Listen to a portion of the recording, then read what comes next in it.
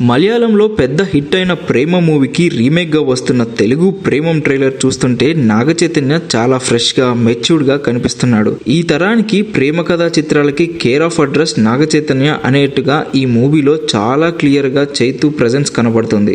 అతి అనిపించినా కానీ ఒరిజినల్ మూవీలో హీరోని డామినేట్ చేసేలా ఉన్నాడు. తెలుగులో ప్రేమ మూవీ చైతు తప్ప వేరెవరు చేసినా న్యాయం చేయలేరు అనేది ట్రైలర్ చూస్తే అర్థమవుతుంది.